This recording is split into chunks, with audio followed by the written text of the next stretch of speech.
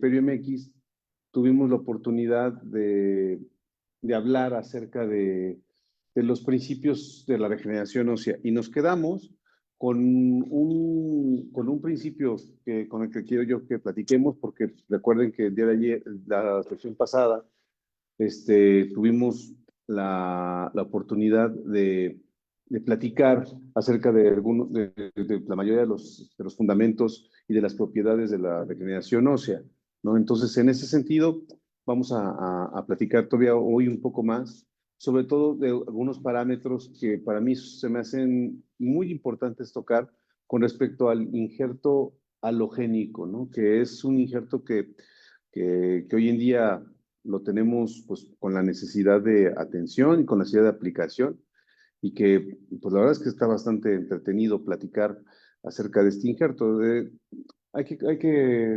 link, vamos a compartirlo en el grupo, por favor, de la charla del día de hoy. Y bueno, pues vamos a platicar, ¿no? Permítanme un segundo. Entonces, el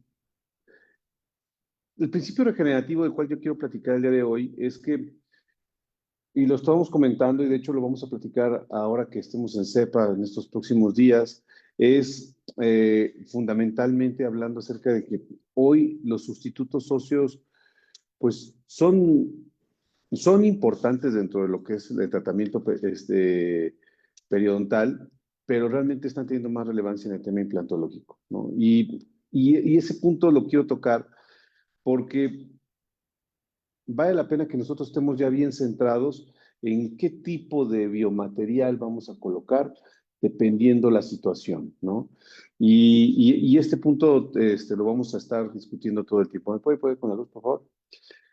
Entonces, por ejemplo, si yo tengo un defecto periodontal, que pues es un pleonasmo decirlo, ¿no? Periodontal alrededor de dientes, y yo quiero regenerar el tejido que está alrededor ya hablamos de varios parámetros, pero realmente aquí el punto será en que, y lo voy a preguntar porque es algo que ya hemos platicado, ¿cuál será la base o la clave regenerativa de este tipo de defectos? Inciso A, el hueso mismo, el tipo, inciso B, el tipo de defecto, inciso C, la estabilización del coágulo en el defecto. ¿Qué será lo más? El tipo de defecto puede ser, sí, pero hay algo más, que dependiendo del tipo de defecto será la estabilización del coágulo. Realmente será el coágulo mismo y el tipo de defecto nos ayudará a que el coágulo se estabilice mejor. Pero realmente aquí el punto no es significativo con respecto a el tipo el hueso que le voy a colocar, ¿no? Ya realmente sabemos que los diferentes defectos óseos se pueden dividir en diferentes componentes intraóseos de diferentes paredes, una, dos, tres paredes, eso ya lo hemos platicado. Pero realmente nosotros podemos pensar que incluso hay defectos, y lo hemos comentado, que hay defectos que no tienen eh, la necesidad de incluso colocar ningún tipo de biomaterial regenerativo, dado que pues, tiene un gran reclutamiento del coágulo. Entonces, hoy podríamos pensar en que a nivel de defecto periodontal, una gran relevancia dentro de es evidentemente que el hueso mismo, el biomaterial para defectos periodontales intraóseos, no suele ser tan relevante, no suele ser tan importante. A lo que voy es que, por ejemplo, yo crecí en una generación donde tenía un defecto intraóseo y me llevaban me inducían a comprar el biomaterial. Y estaba muy bien, o sea, el hecho de pensar en la compra de biomaterial. Pero ya sabemos que el biomaterial mismo tiene diferentes propiedades. Y aquí yo le podría preguntar, por ejemplo, doctora, Judith, en un defecto intraóseo periodontal, estamos hablando de periodontal, ¿tendría más relevancia el que sea el injerto absorbible o no absorbible? ¿O le da igual? Incluso lo dejo en la mesa, no nada más por una sola doctora. Entonces, ¿qué pensarían? Que sea el defecto, que sea un sustituto, que coloquemos aquí, que sea absorbible o no absorbible, o da igual.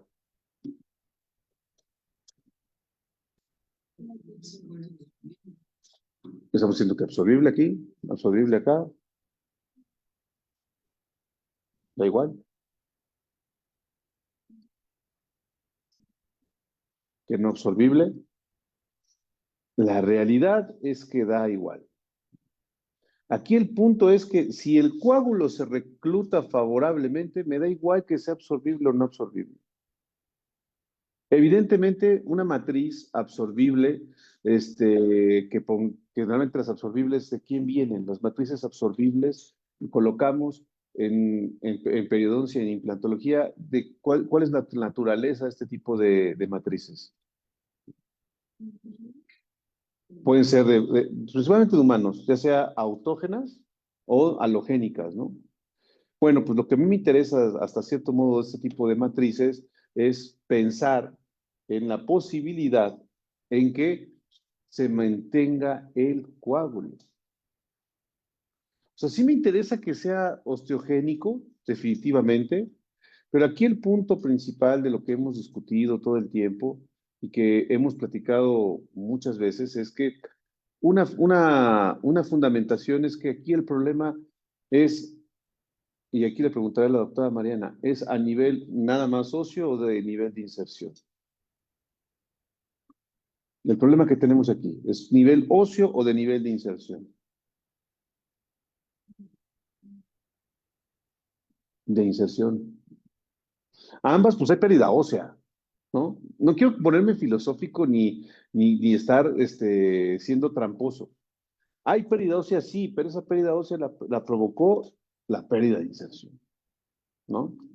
Entonces, si yo me aboco exclusivamente a regenerar el hueso, no, no estoy seguro de que probablemente pueda yo generar una ganancia de inserción. Puede ser que yo forme hueso, puede ser que en esa cavidad forme hueso y el diente se anquilose, pero eso no es ganancia de inserción. Doctora Dani, ¿quién nos da la inserción periodontal? El ligamento y quién más. El cemento, ¿no? Que se une del cemento al hueso por medio del ligamento. Ese es el punto clave. Pero si yo retaco el defecto con hueso, realmente aquí no voy a obtener mucha certeza con respecto al nivel de inserción. Puede ser que rellene y que se vea en la radiografía que está completamente lleno, ¿no? Pero no estoy hablando de un nivel de inserción adecuado. De hecho, ni tampoco estimulando con el Emdogain yo podría estar completamente seguro, ¿no? Pero lo que sí sé es que las alternativas del llenado de un defecto van enfocadas principalmente a la ganancia de la inserción periodontal, a que se recupere el nivel de inserción o que por lo menos vuelva a existir un nivel de inserción. Por eso las claves para la regeneración periodontal, recordándolo, son evidentemente que el paciente colabore, porque si no colabora no sirve de nada. Tengo ahorita una encrucijada con una paciente que hicimos regeneración periodontal, le colocamos implantes y parece ser que su estado es el 40, no baja del 40% en el mantenimiento, o sea, y ya le hicimos de todo, mucogingival, regenerativo, ya colocamos orto, ya le colocamos implantes y sigue con el control alto de placa. Y dice que se cepilla a diario bien. Entonces, y aparte lo logró en algún momento, pero ahorita no baja, ¿no? Entonces es un gran problema de lo que tenemos a largo plazo. O sea, cuando ya llevas 3 años, 5 años de conocerte con alguien y regresa al mismo punto, sobre todo el control de placa, porque hacemos el sondaje periodontal y bueno, quizás también uno de los problemas ha sido que he sido condescendiente con esa paciente. Estoy comentándoles ya mi trauma, ¿no? La paciente. Una paciente que tiene dientes que van a perderse en los molares, con movilidad grado 3 me dijo que los mantuviéramos el mayor tiempo posible. Incluso estaba dispuesta a invertir dinero con tal de que se mantuviera el mayor tiempo posible. Y creo que ahí el problema fue que no fui completamente tajante con la paciente, sino que fui condescendiente. Y esos dientes pues están cada vez peor, ¿no? Y están siendo nicho, reservorio de bacterias para los demás. Pero pues uno cae en esas trampas, ¿no? Entonces la colaboración del paciente ya sabemos, ¿no? Está ahí. El conocimiento de la etiología del daño y la morfología del defecto. Esto es a nivel perio, ¿no? Y también tenemos los biomateriales, donde estamos platicando. Lo que yo quiero llegar al punto de esta reflexión es que a nivel periodontal es una historia muy distinta a nivel exclusiva de un solo tipo de tejido, ¿sí? ¿Y por qué vamos a separarlo? Pues porque en la implantología me voy a enfocar tejidos duros, tejidos blandos. Y a nivel periodontal, el gol estándar antes era la ganancia de hueso, antes era que el diente ya no se dejara de mover, ¿no? Ahora realmente, y por lo que estamos trabajando en la periodontología actual, es que tengamos mayor eficiencia en la ganancia del nivel de inserción perdido, ¿no? La pérdida de inserción se pueda restablecer, que es lo más complicado, porque no sabemos, o sea, porque el hueso lo estimulamos, al cemento también con el Emdogain, pero al ligamento periodontal, pues hasta el momento hay factores de crecimiento que ya vendrán en los próximos años. Tenemos ya hay unos hallazgos bien interesantes de parte de la Escuela de Asia, donde ya se está estimulando a los fibroblastos del ligamento periodontal, pero realmente en una lesión donde no hay nada, pues ¿de quién dependemos? Pues del coágulo, ¿no? Entonces tendremos que orientar al coágulo mismo y ahí vienen los factores de crecimiento que se están utilizando. Los factores de crecimiento son proteínas y esas proteínas que puedan estimular específicamente algún tejido y el ligamento periodontal es un tejido que hasta el momento no se ha podido replicar y estandarizar. Realmente, hoy en día le podemos poner hueso, le podemos poner endogame al defecto, podemos poner lo que ustedes quieran, este, pero realmente no sabemos si se formó o no ligamento. Si se dejó de mover, eureka. Si se llenó el defecto, eureka. Hoy estamos haciendo técnicas de preservación de papila, ya lo platicamos, donde evitamos que haya recesiones, etcétera, donde incluso podemos estimular a la papila, bla, bla, pero seguimos estando encomendados al santo patrono del coágulo, ¿no? Vamos a ver que el coágulo haga lo suyo. Por eso podría comentarles, y es una aseveración que, que, bueno, la dejo en la mesa y estamos transmitiendo en Facebook ahorita y puede ser que mucha gente esté conectada. Hoy en día podríamos decir que es irrelevante si el sustituto óseo que se coloque para el llenado de un defecto periodontal, ¿sí? Sea absorbible o no absorbible, hoy es intrascendental, ¿no? Y lo que sí sabemos es que probablemente, dependiendo de la morfología del defecto, un sustituto que sea absorbible puede tener desventajas dado que se requiere mayor andamiaje para poder reclutar ese coágulo. Díganme.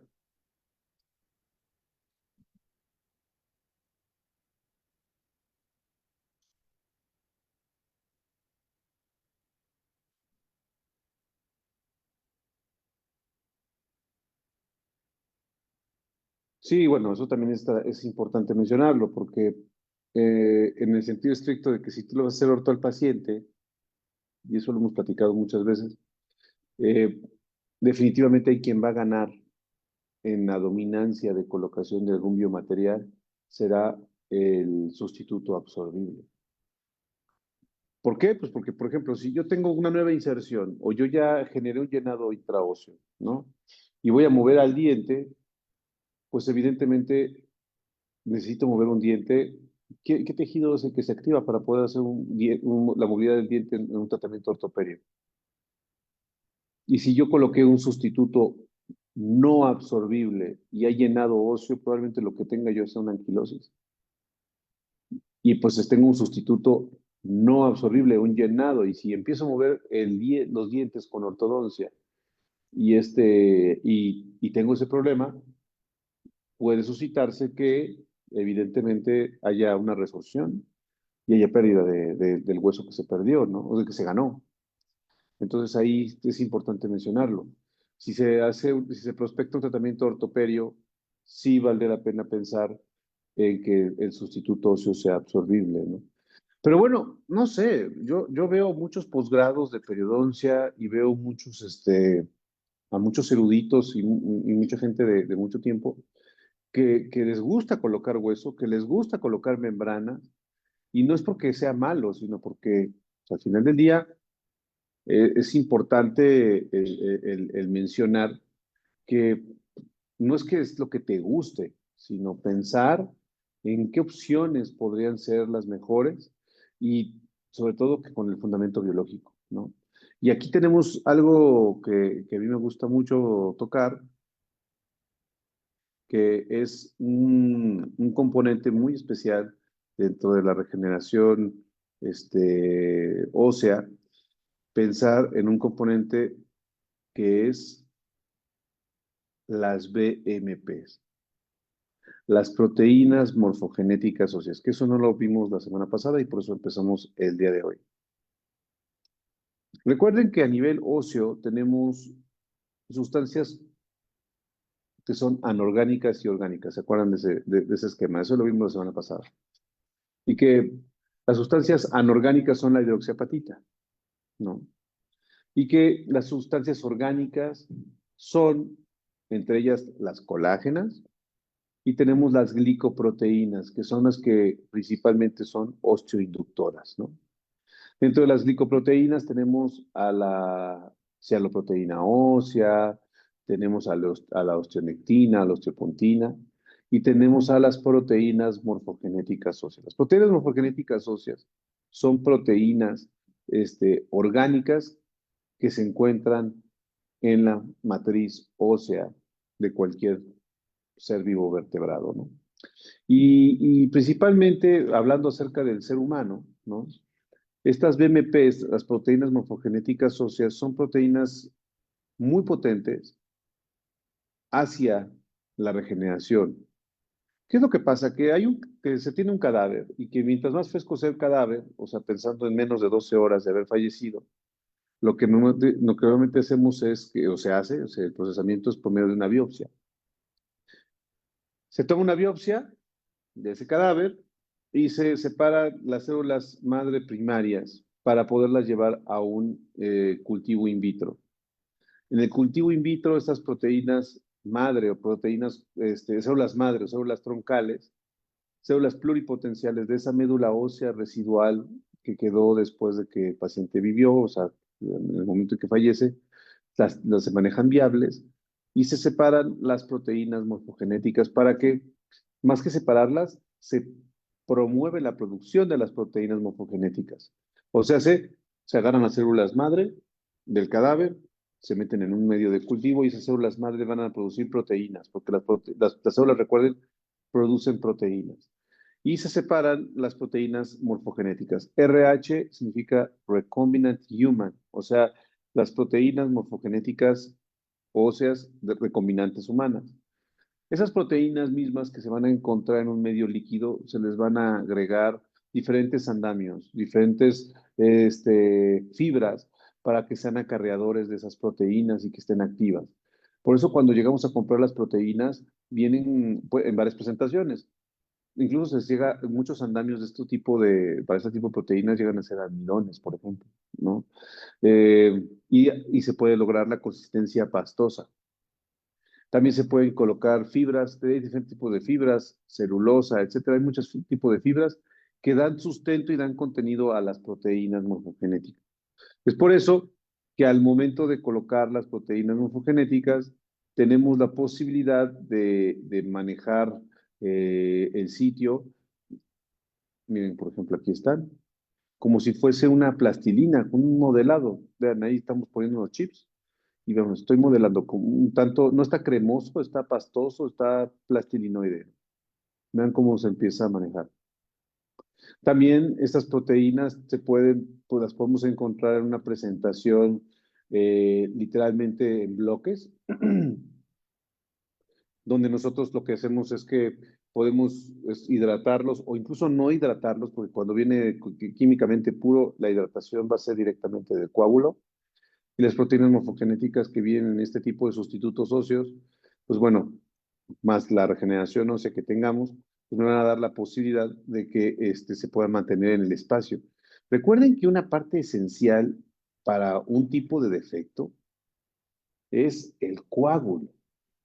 Ya lo comentamos. A nivel periodontal me interesa que el coágulo esté muy bien contenido entre la raíz y el defecto óseo, ¿no? Y la pared ósea. Por eso mismo, en los defectos supraóseos no tenemos la manera de poder regenerar porque no hay un contenedor específico del coágulo. Que fíjense que hoy en día los tipos de colgajos nos están llevando a que podamos nosotros quizás incentivar que se dé una regeneración vertical en esos pacientes, siempre y cuando se maneje un buen colgajo, que haya buenas paredes para que ese coágulo se mantenga.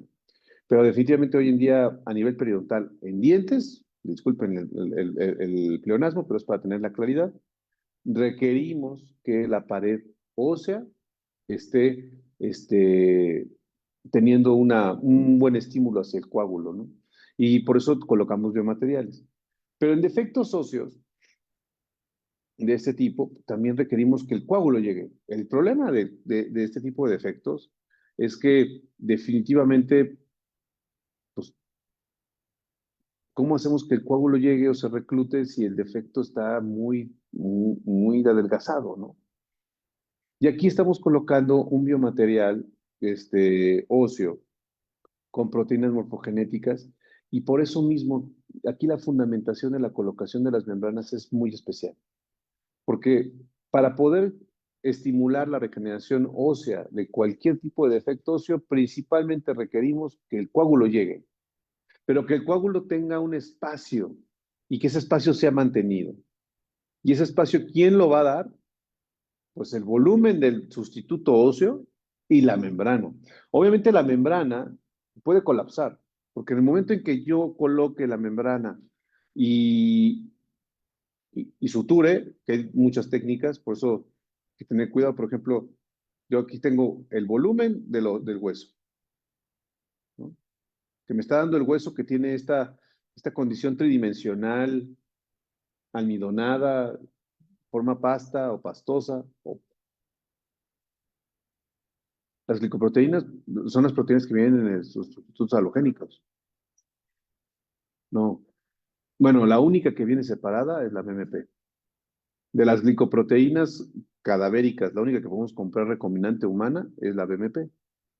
Pero no puedes, o sea, no hay ningún laboratorio, hasta el momento que yo sepa, no sé, la gente que esté en Facebook, o en YouTube, si nos dice, yo no conozco a alguien que venda hacia la proteína ósea humana para regeneración de hueso. Lo que sí es BMP, sí, ¿no? Y que pues, los sustitutos que vienen de cadáver traen esas glicoproteínas también, dependiendo del procesamiento. Pero realmente la que más hemos visto que tiene un efecto directo en el sitio son las BMPs, las proteínas morfogenéticas óseas. La BMP2 sobre todo, ¿no? De hecho, son una gran familia. Entonces, bueno, regresando al tema técnico de la aplicación. Yo coloco el biomaterial,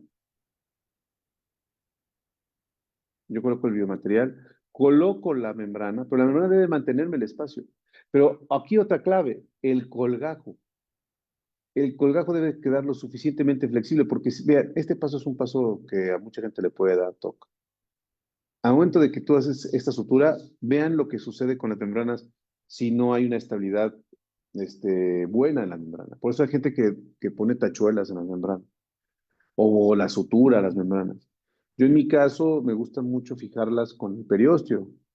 Casi no soy muy dado a estar suturando membranas o incluso las fijo con tachuelas en ocasiones, ¿no? Hay un sistema que se llama AutoTac de BioHorizons que nos gusta mucho. De hecho, en la siguiente sesión vamos a hacer, vamos a practicar con el AutoTac. Y bueno, aquí dependemos entonces del espacio que te provee el biomaterial óseo, el espacio que te da la membrana y evidentemente la flexibilidad del colgajo para que yo pueda ayudarle al coágulo. O sea, a ver, el biomaterial mismo, si tú lo colocas así encima, no por eso se va a formar hueso. De hecho, también muchas veces me pasó a mí en implantología, yo colocaba un implante y colocaba hueso sobre la plataforma del implante. Y sí, no se viene nada. O sea, claro. Fíjate que pasa un fenómeno bien interesante. Me están preguntando esto, que dada el desplazamiento del tejido, porque tuvimos que desplazarlo para cubrir la membrana, la línea mucogingival quedó pues hacia el nivel del tercio, o sea, tomando como referencia los dientes vecinos, quedó a tercio medio radicular. Cuando sabemos que la unión mucogingival tiene que estar normalmente hacia apical. Y esto me está llevando a que el vestíbulo no esté profundo. Normalmente, según los tiempos de cicatrización publicados por el doctor Iván Urban y el doctor Alberto Monge en un artículo clásico, se menciona que después de hacer el procedimiento de regeneración ósea, vamos a poner la cita, ¿no? Que después de hacer el procedimiento de regeneración ósea, se recomienda, después de hacer el aumento del hueso vertical, se recomienda hacer el aumento de tejido blando, ¿no? Porque queda un vestíbulo poco profundo. Es 2015. Este artículo lo mandamos al grupo, ¿no? No, lo mandamos medidas. Con injerto libre, como el que vimos hace un momento. ¿Sí? Pero, esta es la visión quirúrgica. La visión periodontal es, ¿por qué no tener el tejido blando adecuado antes y ya nada más haces la regeneración ósea, ¿verdad? Entonces, y ya te evitas la cirugía de tejido blando. O nada más colocas el conectivo cuando colocas el hueso, ¿no? O sea, porque la visión... No, lo ideal sería dejar que el tejido blando cicatrice y tener suficiente tejido blando para no tener que hacer desplazamientos de la línea mucogingival. Porque fíjense que aquí pasa algo bien, bien especial. Cuando tienes un caso de este tipo, donde desplazas, o sea, tienes hueso, tienes hueso, tienes membrana, y desplazas el colgajo con tal de cubrir, y la línea mucogingival sí, claro, se traspasa, se transporta. Lo más común que llegamos a sufrir, si no hay una buena distensión en capas del colgajo, lo que más llegamos a sufrir es que el colgajo se puede abrir. Sobre todo donde se abre más, en la parte inferior. En la parte inferior es donde más se abre. Porque en la parte superior tenemos gran cantidad de fibras musculares y de periósteo y tejido adiposo que da muy buen sustento a la liberación de ese colgajo, pero en la parte inferior no. Y la otra, tenemos que liberar el periósteo, tenemos que liberar el músculo y tenemos que tomar en cuenta que a nivel de la línea oncogingival, a nivel de la mucosa del vestíbulo, tenemos las fibras de elastina. Recuerden que a nivel mucogingival tenemos a nivel de la encía, tenemos fibras colágena y a nivel de la línea mucogingival o unión mucogingival tenemos fibras de elastina. Las fibras de elastina tienen memoria. Por eso cuando soplamos o inflamos los cachetes, no se quedan los cachetes inflados después de que los inflamos, ¿verdad? Ok, imagínense que tú bebes con popotes y te quedes después de haber tomado, te hayas quedado en posición de popote. Y tú mismo tengas que programarte para volver a tu misma posición, ¿no? ¿Eso quién lo hace? Entre los músculos, también las fibras de elastina. Tienen esa memoria. Entonces, si tú al momento de desplazar un colgajo y reposicionarlo, estás liberando las fibras de elastina, esas fibras de elastina se van a inflamar. Bueno, las cortaste, se van a volver a formar de nuevo. Se va a inflamar el componente con el coágulo, porque, a ver, te hablamos del coágulo a nivel del hueso porque quiero formar hueso para perforarlo y colocar implantes, ¿no? Pues por eso quiero formar hueso. O sea, yo no, bueno, también hay gente que lo forma para reconstrucción maxilofacial, pero pueden formar hueso a nivel reconstrucción maxilofacial. Tú puedes ver la radiografía panorámica y dices, ah, ok, y ven las placas, ¿no? De titanio, etcétera. Pero tú lo ves bucalmente y ves defectos de la mucosa gigantes, ¿no? O sea, tú puedes ver, simplemente pasa con las personas con labio paladar hendido, ¿no? Que tienen que hacerles colgajos rotados, incluso se hacen injertos del mismo, la lengua, ¿no? Para perforar oroventralmente, o sea, cosas que son ya más de cirugía maxilofacial. Pero los defectos son de tejido blando, ¿no? Porque ya llega un momento en que el tejido duro ya no da para más, ¿no? Pero aquí a nivel periodontal e implantológico, que la verdad es lo que estamos enfocados, pues yo estoy formando el hueso, sí, pero estoy teniendo un defecto ahí, estoy viendo en la imagen, estoy teniendo un defecto mucogingival sumamente serio. Entonces, la recomendación de los autores en la publicación de Urban, etcétera, es voy a profundizar el vestíbulo y coloco un injerto libre para aumentar el tejido queratinizado. Pero pasa algo bien interesante, que con las publicaciones que hemos tenido posteriormente de cuándo colocar un implante de doctor Busser y doctor Belzer, sabemos que podemos dejar que el tejido blando cicatrice espontáneamente, que cicatrice espontáneamente y que se llene espontáneamente ese tejido para que tú ya puedas manejar un tejido queratinizado y un colágeno lo más estable posible.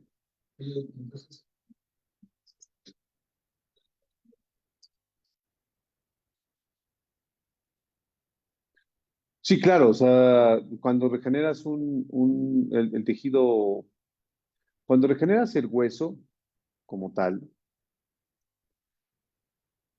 estamos hablando de que la colocación de los implantes se puede llevar normalmente en una base de 6 meses. Pero la verdad es que ya los últimos hallazgos y los biomateriales, dependiendo de la calidad de los materiales, pero si tienes buenos biomateriales, y en el caso de materiales como MPs, a los 4 meses ya tienes una buena calidad ósea para colocar los implantes. Sí. De 4 a 6 meses yo diría que sería una buena opción. Pero aquí el tema no es la colocación, sino también el cómo vas a manejar los defectos mucogingivales. O sea, porque vas a tener que hacer incrementos de tejido blando, ¿no? O, según la literatura, lo que se explica, son buenas preguntas todas estas. Según lo que explica la literatura, va, la regeneración de tejidos blandos va después de la regeneración. O sea, lo estamos viendo, según la literatura, lo que estamos viendo ahorita. Ajá.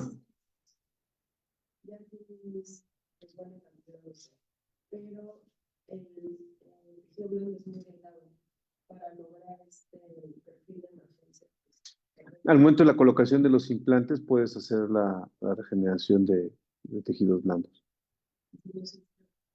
Después se puede hacer.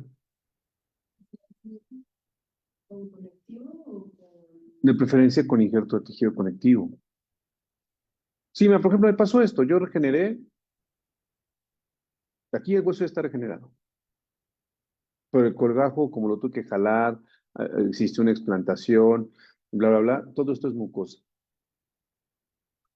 Según los textos científicos y lo publicado por los autores que sí han publicado, pero con gente como yo, por ejemplo, que tenemos experiencia clínica, pero que no hemos publicado nuestros casos, o que no pertenecemos a un grupo y que no se nos publica, a lo mejor podemos tener otra idea, ¿no?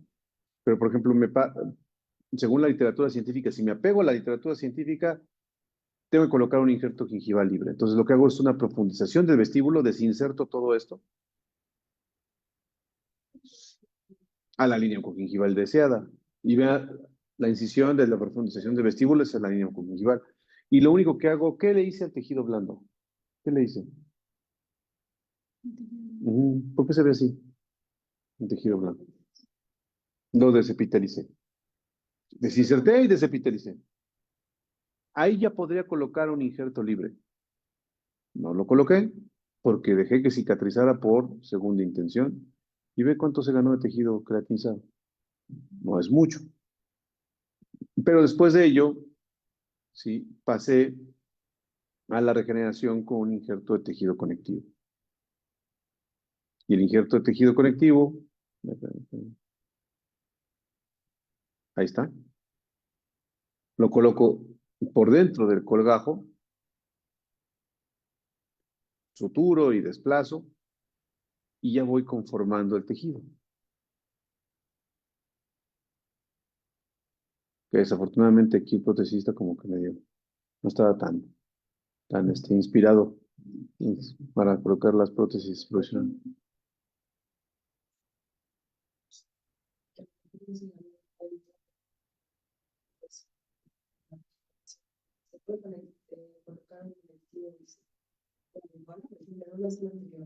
Claro, claro, claro, el colapso tú lo puedes, no como tal, pero tú puedes compensar ese colapso del reborde tú lo puedes compensar con, con, con un injerto de tejido blando, definitivamente.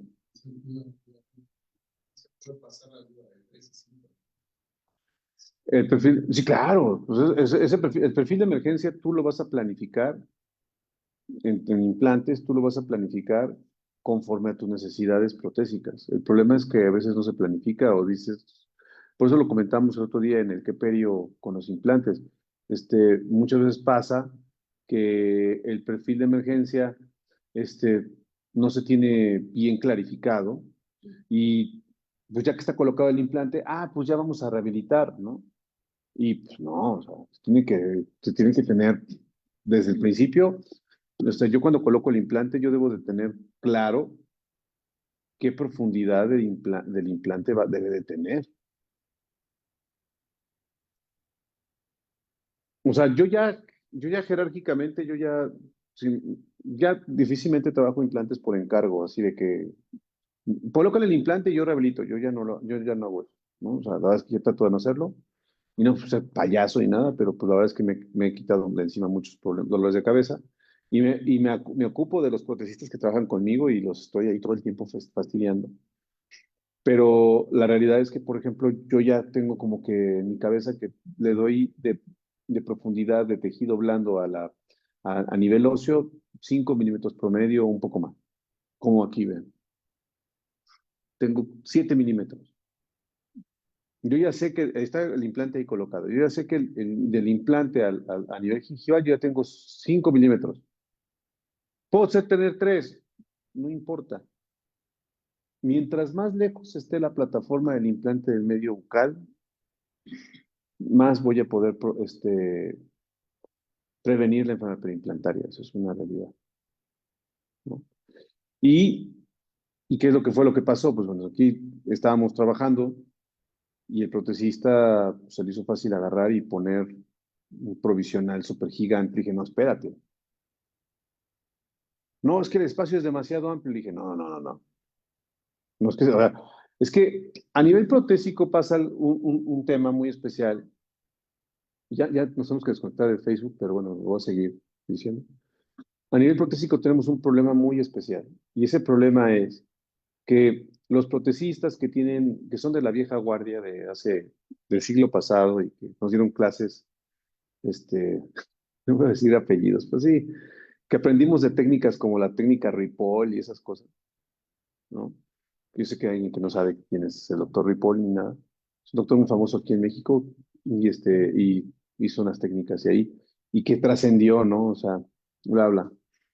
Y bueno, por ejemplo, ahí mi padre, el doctor Carlos Monteagudo, padre, señor, pues yo lo vi haciendo prótesis fija y la sigue haciendo la prótesis fija y como que un parámetro mandatorio, obligatorio de los protecistas del siglo pasado y los que fuimos educados por esos protecistas del siglo pasado, sí, era cierra espacios a como de lugar. O sea, tú en un puente, o sea, si no hubiese un implante aquí, el puente que hace, cierra espacios, nunca vas a dejar una brecha. Bueno, le decían póntico higiénico, ¿no? Al póntico de un puente, ¿no? Y dejaron un espacio ahí. Creo que ya nos enseña eso, ¿sí? ¿Sí sigue enseñando eso? Bueno, nada más se menciona, ¿no? Históricamente, existía el póntico higiénico y el paciente se puede meter la lengua y hace autoclisis, ¿no? No, no, no, no, no, no, no pasa eso, o ya. ¿No te lo enseñaron así? ¿No? ¿A ti, Dani? No. No. Qué bueno. Pero no sé si ustedes lo llegaron a estudiar. Qué bueno, yo entonces soy muy viejo, pero no importa. Pero la realidad es que hoy, bueno, y de pronto los pónticos eran en silla de montar y bla, bla, y a principios de los 2000 se puso de moda el póntico boide. No, no, no, el póntico, y todo el mundo haciendo pónticos en forma de bala, ¿no? O sea, muy ovoidales, y todo el mundo hacía eso a nivel protésico. ¿Y cuál es la orden del protecista? Cierra espacio, ¿no? O sea, sí me enseñaron a mí, ¿eh? Obviamente con las actualizaciones me he dado cuenta que se puede perfilar el tejido blando, que se puede ir conformando, sobre todo conformando en prótesis fijas, ¿no? Pero pues, ¿qué hacen con la conformación? Para conformar un tejido blando, lo que normalmente se hace es hacerle presión al tejido blando y pues el tejido blando, pues, ay, se conformó. De hecho, salud, me da mucha risa porque Manejo de tejidos blandos, cuando lo que realmente están enseñando es cómo apachurrar o empujar el tejido blando, ¿no? Eso y personas atoradas en el metro es exactamente lo mismo, o sea, todo el mundo apretado así. ¿No? Sí, sí, sí, claro. Pero con el paso del tiempo nos hemos dado cuenta que el tejido blando, sobre todo en implantes, que el tejido blando perimplantario, mientras menos lo fastidies, más rápido se perfila. Y entonces, por ejemplo, el protesista estaba muy feliz haciendo su prótesis fija, su prótesis, bueno, implantosoportada fija, ¿no? Hacia el implante. Y ya estaba cerrando el espacio así, ¿no? Dijo, "Chisu, ¡pum! Voy a poner el provisional". Y yo fue cuando dije, no, no, no, no, papá, no te confundas. No, no, no, no se va a formar nada, o sea, porque, a ver, una cosa es punto de contacto y otra cosa es área de contacto. Y aquí el área de contacto estaba siendo gigantesca. Pero déjenme decirles, es real, este es el lado flaco. Yo, bueno, no sé, creo que el lado débil, y de hecho eso vamos a platicar en CEPA en Barcelona, dentro de mi conferencia, el lado débil de la odontología es la prótesis transicional, o sea, mal llamada provisional. O sea, para mí es no sé quién sea Bere. Ah, entonces yo creo que ese es un gran problema, ¿no? Porque provisionales feos, bla, bla, etcétera. Entonces, lo que yo les puedo recomendar y que lean al doctor Ramón Gómez Meda, que también va a estar con nosotros en Perio MX en CEPA, lo vamos a entrevistar. Próximamente vamos a tener toda la. Ahorita les mándales ya una vez el calendario de todas las entrevistas que vamos a tener, que va a ser muy interesante. Y si alguien quiere que les digamos algo a sus ponentes. El doctor Gómez Meda publicó un artículo que ya está pues, siendo un artículo clásico de las diferentes áreas de transición en las prótesis implantes soportadas. Ya lo platicaremos en su momento en el QPI con los implantes. Pero algo que le comentábamos al protesista fue, a ver, déjame espacios amplios, no me fastidies, deja el diente lo más similar a lo que va a ser, o sea, igualando al diente colateral.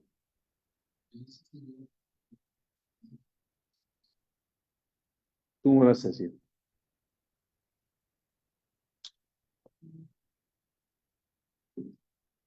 Aquí el tema mucogingival de estas cicatrices fue porque la paciente aquí le habían puesto un injerto libre en un diplomado. O sea, es que vean qué interesante. Los tejidos blandos, o sea, no se puede estandarizar un protocolo de manejo de los tejidos blandos con lo que hay en la literatura porque son series de casos. Todavía lo que se maneja en la literatura científica no hay metaanálisis claros en cuanto al tiempo y protocolos.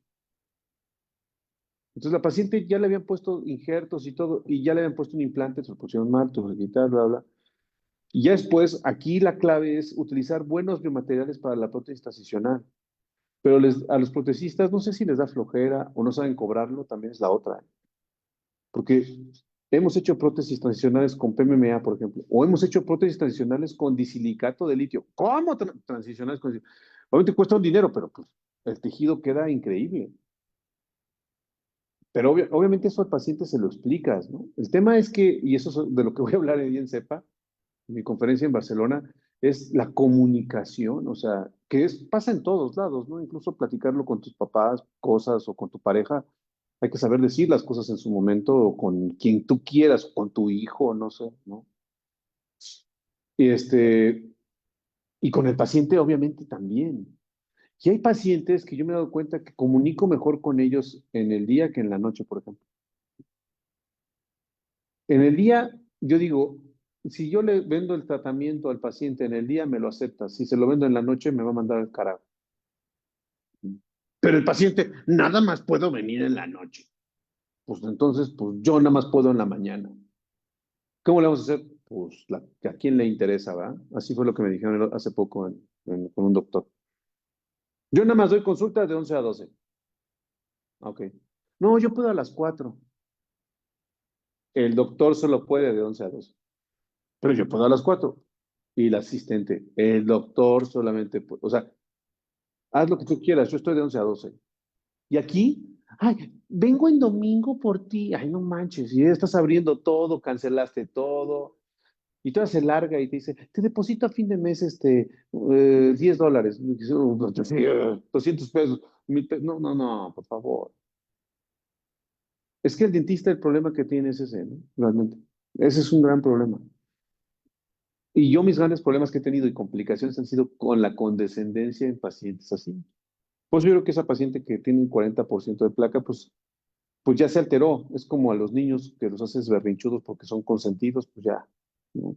O dejen de eso, los niños, las mascotas. Toda una mascota, te lo puedo asegurar, la deja subirse a la cama y ya no hay vuelta atrás. Bueno, sí hay vuelta atrás, pero va a ser una vuelta atrás muy dolorosa.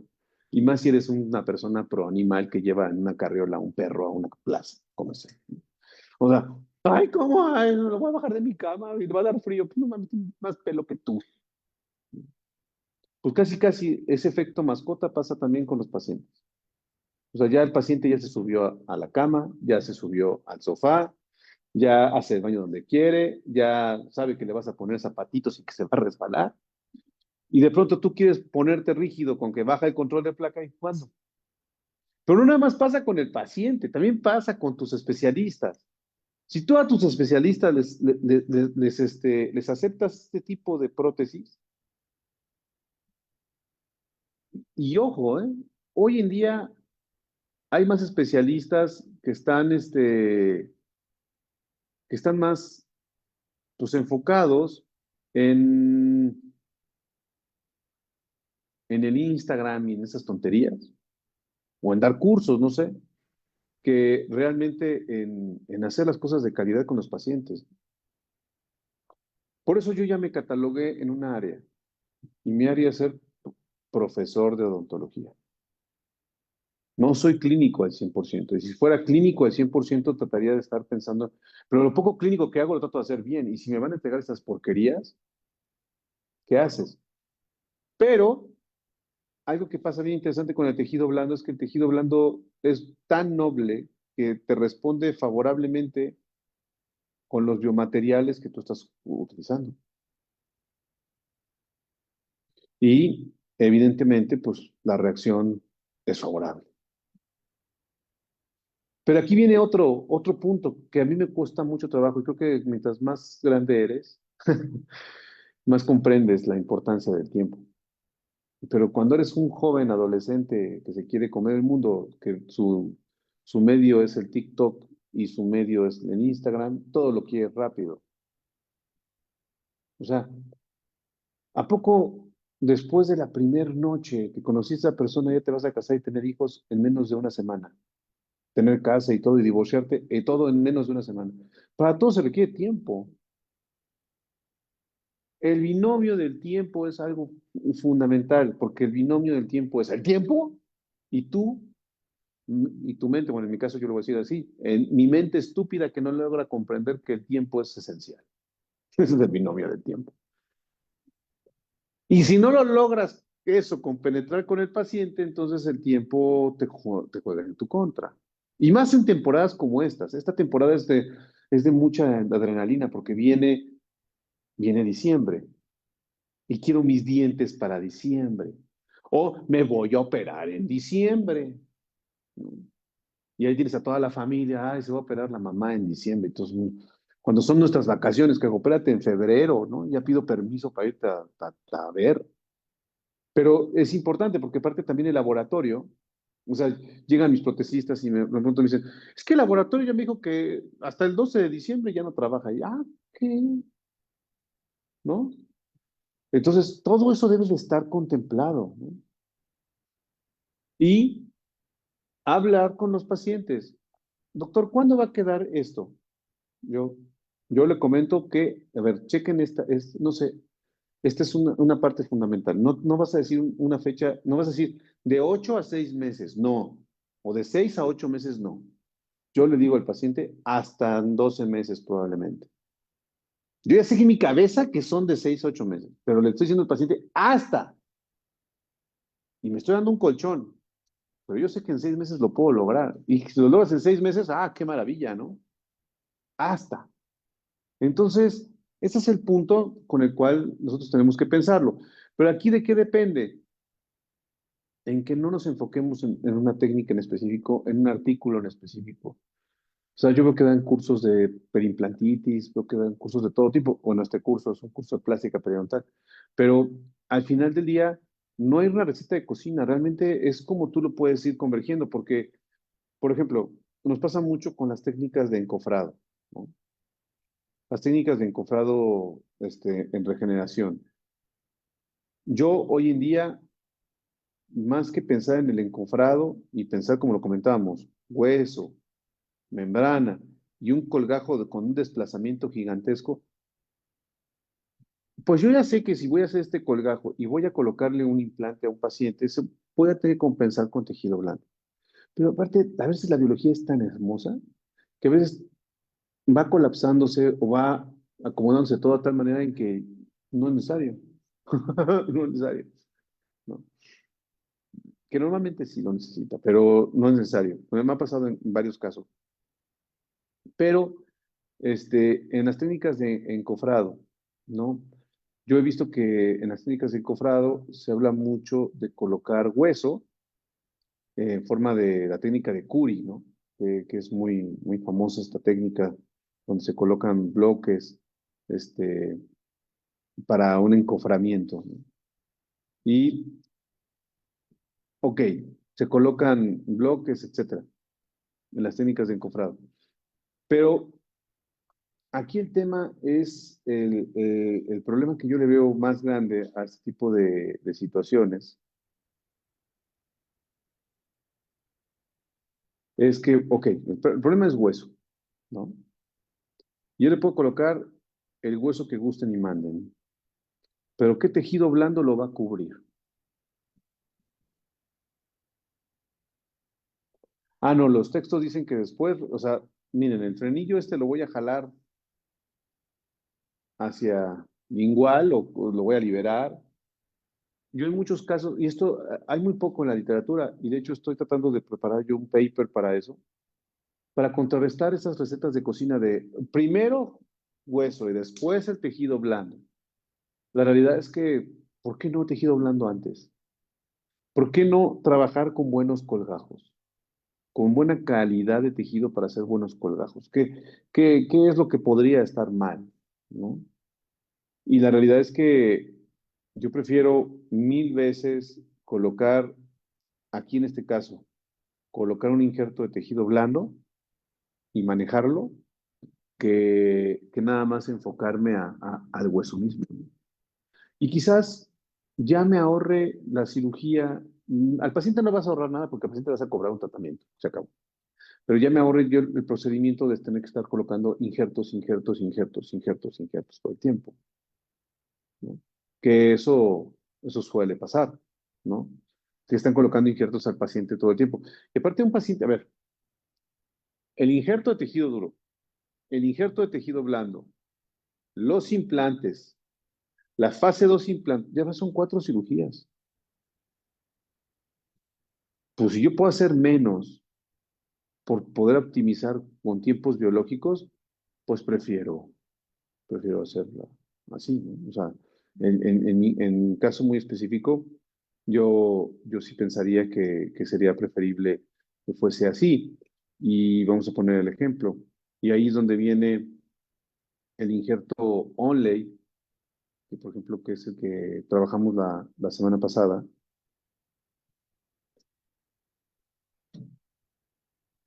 Porque, por ejemplo, teníamos aquí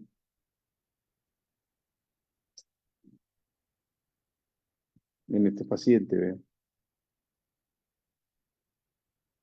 El injerto Onlay lo trabajamos la semana pasada. Y vean, estoy así, y antes de colocar mejor el hueso, lo que hago es restablezco el tejido blando. Le falta hueso, es lo que comentábamos con la doctora Fabel hace un momento. Al paciente le falta hueso, sí, pero el tejido blando tiene gran defecto. ¿Qué es lo que hago? Mejor regenerar el tejido blando antes. Sí, pero el encofrado depende mucho del colgajo. Primero evalúa qué calidad tienes de tejido blando, cuánto tejido catizado tienes, si tienes un frenillo desinsertado. eh, ¿Dónde? A ver, aquí necesito hacer el encofrado, sí o sí, la técnica de Curie, o con membranas. Pero ¿a qué procedimiento de regeneración le va a ir mejor? ¿Al que tiene defecto de tejido blando o al que está ya con suficiente tejido? ¿Vale? Ahí está la clave. Ah, pero los textos dicen primero el hueso, después el tejido blando. Ahora, estamos hablando de mandíbula. En maxila también puede ser una historia diferente, porque en maxila hay un alto poder de creatinización de tejido. Bueno, tanto en maxila como en mandíbula. El tema es aquí el colapso y el frenillo y las sensaciones musculares y todos los defectos que hay alrededor de. Pero aquí yo aumenté el tejido, lo aumenté de tal manera en que no fue a través de un injerto de tejido duro. Y ya podría aumentar tejido duro, pero ya tengo suficiente tejido blando para incluso tapar el biomaterial. No, con el Onley que platicamos la semana pasada, que hoy mismo también lo vamos a volver a practicar. Profundizamos el vestíbulo, desinsertando el frenillo, desepitelizamos. Bueno, queridos amigos de Facebook, muchísimas gracias. Nos estamos viendo. Ya saben, el curso de plástica periodontal empezamos en febrero, la próxima promoción. Gracias. Bye.